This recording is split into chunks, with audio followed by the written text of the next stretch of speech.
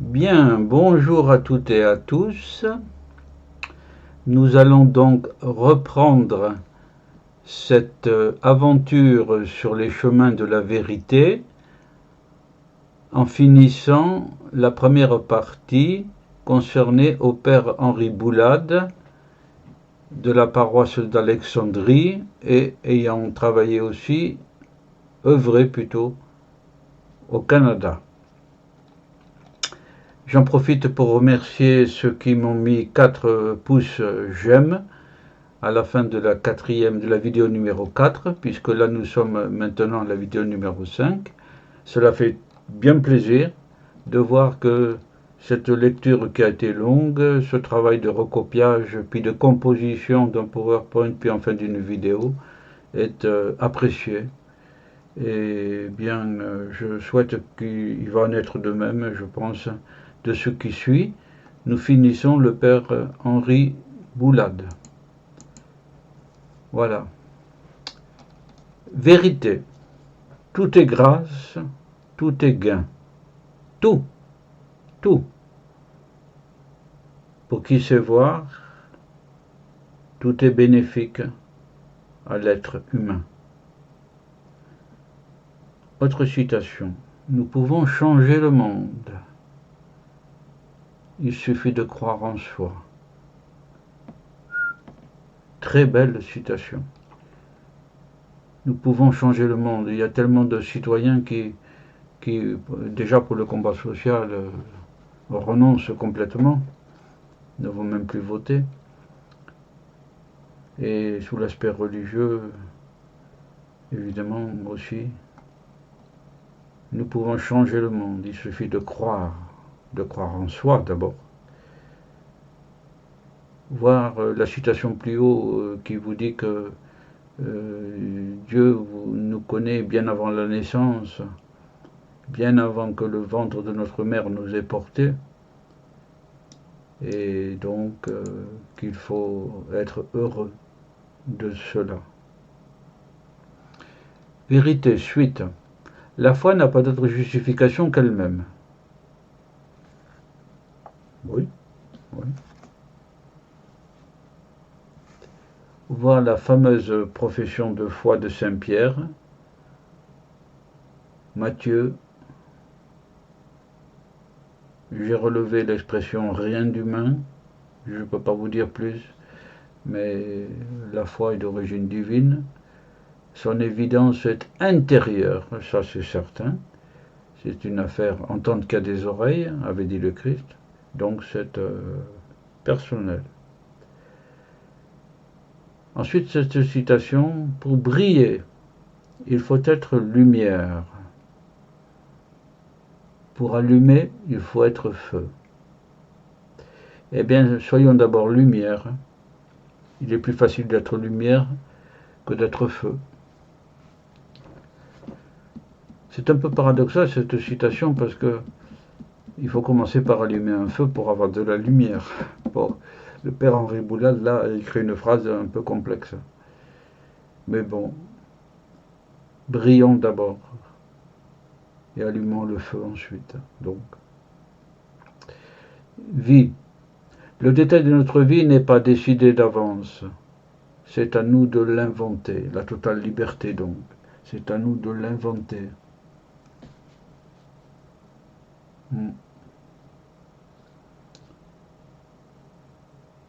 Mon charisme consiste à dire de façon simple des choses compliquées.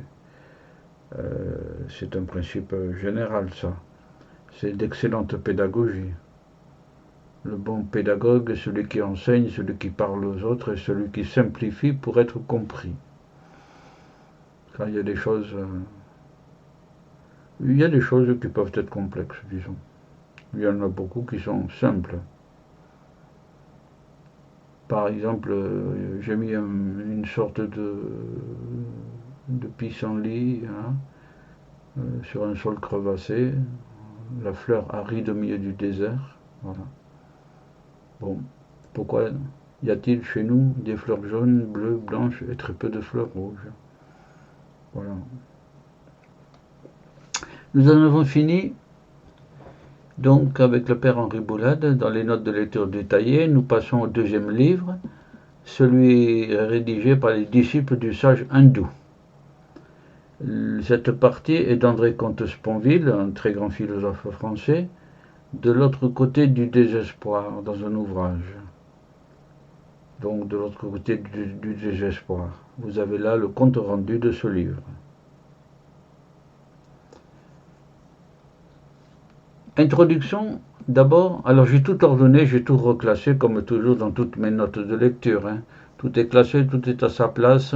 Au début, il y a toujours quelques généralités. Introduction à la pensée de Swami Prajnapada. Édition Acharya, l'originel, vous le trouverez là. Note, alors les phrases entre guillemets sont du sage indien, directement. Les autres du philosophe Comte-Sponville. Alors, détail général, il n'avait que faire des foules. Il fuyait les foules, donc. Il fuyait les rites. Il fuyait l'argent. Il vivait presque pauvrement, n'ayant jamais eu ni voiture, ni téléphone, ni réfrigérateur. C'était le plus épanoui et le plus heureux des hommes. Il est évident que c'est bien connu, l'image des enfants pauvres qui jouent avec un bâton et qui imaginent des tas de choses à partir de ce bâton. Voilà. Abondance de biens, nuit, dit un vieux proverbe français. Oui, oui, oui. Généralité très vraie sur la vie de ce sol. L'homme. Il s'agit d'un sage indien du XXe siècle, mort assez récemment, en 1974. C'est pas du temps de Jules César. Un maître de première grandeur, le plus nécessaire. Il a une formation littéraire et scientifique. Il avait une formation. Il n'a écrit aucun livre, mais il a produit beaucoup de lettres, par contre. Il n'a fait aucune conférence, n'a laissé aucune œuvre. Il a fait l'objet d'une thèse de 3e cycle de la Sorbonne, quand même. Et il a été l'inspirateur d'Arnaud Desjardins, un Français passionné par l'Inde, notamment. Ce maître n'est pas un rêveur, ni un prophète, ni un croyant. Ni un rêveur, ni un prophète, ni un croyant. Ouais. Un philosophe, beaucoup mieux. Ça, c'est de Comte-Sponville, donc. Un sage, plus utile. Plus utile.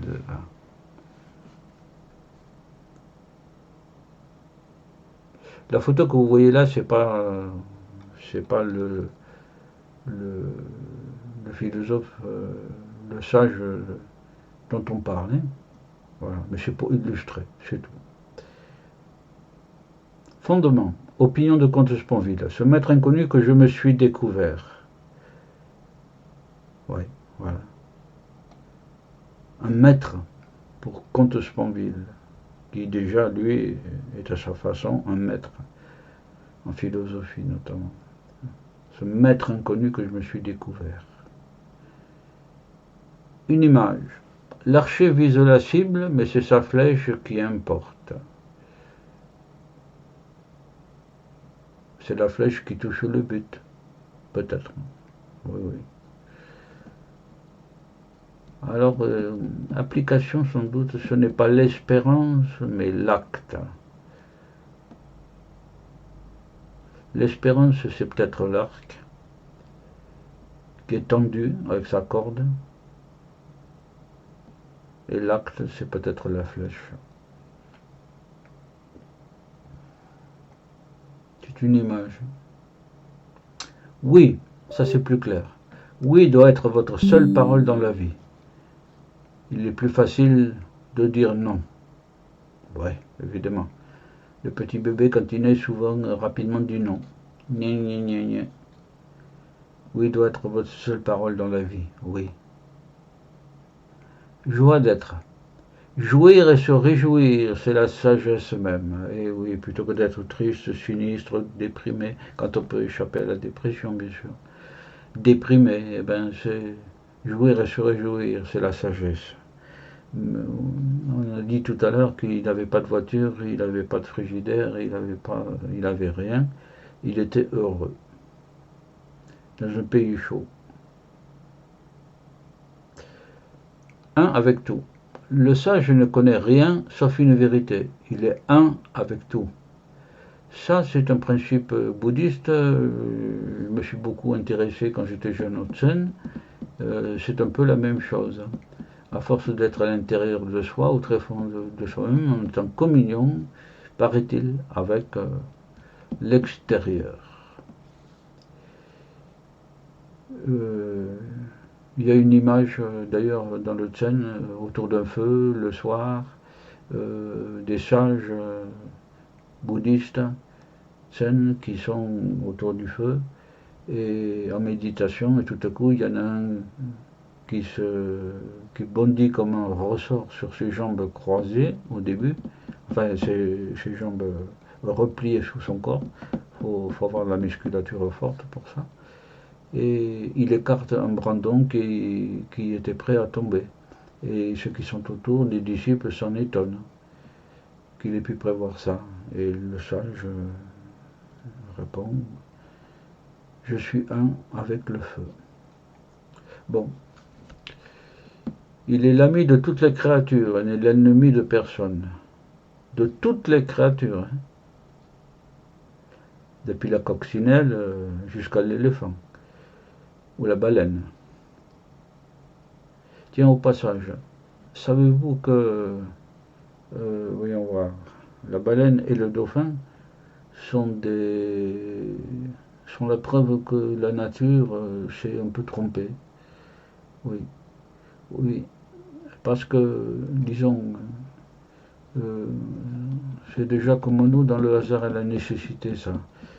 Euh, Parce qu'à l'origine, les formes de vie sont sorties de l'océan, dans cet allait l'océan, vers la Terre. Et toutes nos formes de vie terrestres sont restées, à l'exception de deux, le dauphin et la baleine, qui ont préféré revenir dans l'eau, dans les océans. Au passage, ils sont mammifères, tous les deux. Hein. Voilà, c'était des mammifères. Voilà. La Monod emploie l'expression la nature va en zigzagant. Voilà. Serrer chacun contre son cœur comme s'il était un membre de sa propre famille, cela seul est digne d'un homme. C'est beau ça, cela seul est digne d'un homme. Serrer chacun contre son cœur comme s'il était un membre de sa propre famille. C'est très beau. Ici et maintenant, la sagesse n'est pas le bout du chemin, c'est le chemin lui-même. Pour aller où? Là où vous êtes. La sagesse n'est pas le bout du chemin, c'est le chemin lui-même. À chaque pas, on avance. Donc, pour aller où? Ben, à soi, à soi-même. On se cherche soi-même. Tout est ici et maintenant. Ben oui, c'est Comte Sponville qui écrit ça. Et c'est partagé par le sage de l'Inde, bien sûr. C'est le hic et nunc des latins, ici et maintenant. Soyez là où vous êtes. Là où vous êtes. Bon.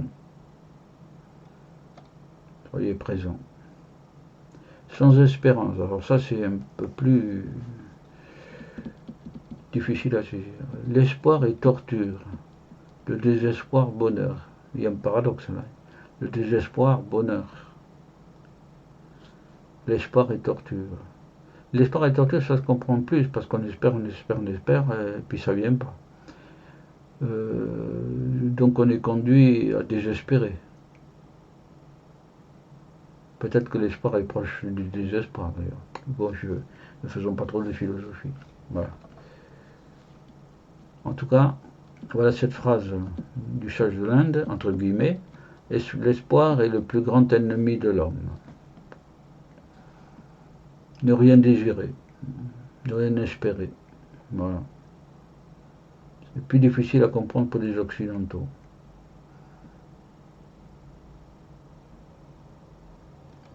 Alors, il y avait une note aussi dans le livre sur Eti Ilesum que j'ai reproduite parce qu'elle mérite d'être connue, celle-là.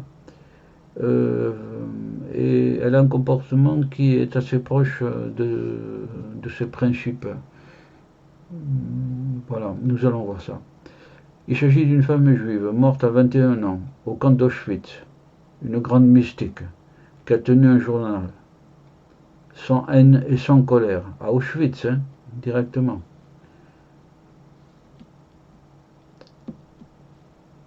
Elle a écrit « Je ne suis pas seule à être fatiguée. » Oui, bien sûr. Malade, triste ou angoissée.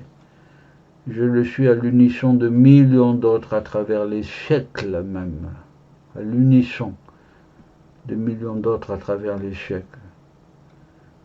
Je suis reconnaissante de n'éprouver ni rancœur, ni haine, mais de sentir en moi un grand acquiescement fabuleux, un grand acquiescement qui est bien d'autre chose que de la résignation, c'est du mysticisme, ça, tout court. Elle était à Auschwitz, elle était humiliée. Elle était écrasée par des gens en uniforme qui gueulaient en allemand. J'ai rien contre l'Allemagne, voilà, bien sûr. Mais bon, le système concentrationnaire est épouvantable. Un grand acquiescement qui est bien d'autre chose que de la résignation. C'est très beau, ça mérite d'être connu, ça aussi.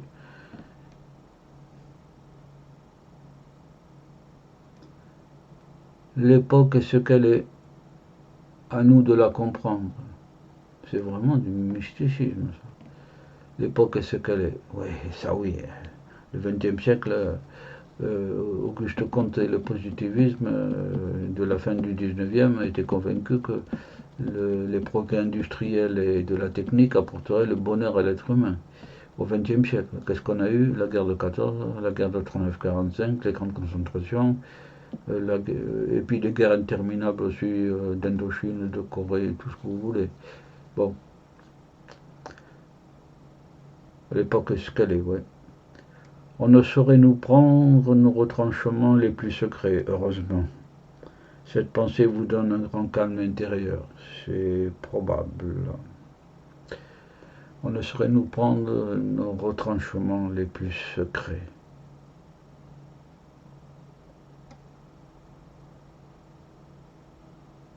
La souffrance est féconde et peut vous rendre la vie précieuse.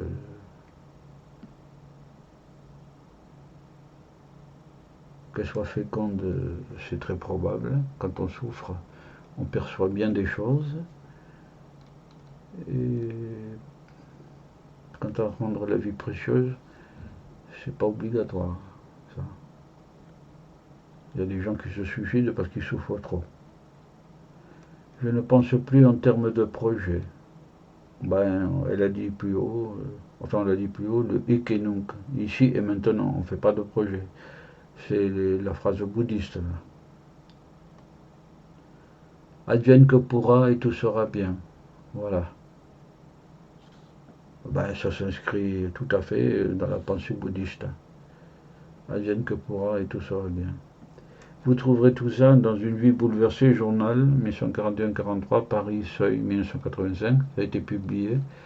Si vous voulez approfondir, Eti Ilesum, voilà. Voici plutôt. Et donc c'est sur ces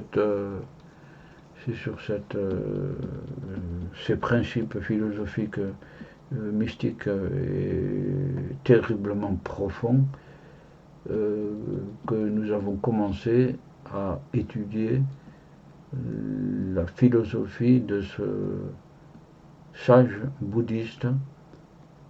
Voilà. Eh bien, toujours pareil. Voyez, revoyez, pensez, méditez. Appropriez-vous quelques phrases comme ça. et ce sera bien pour tous. Voilà. Au revoir à toutes et à tous.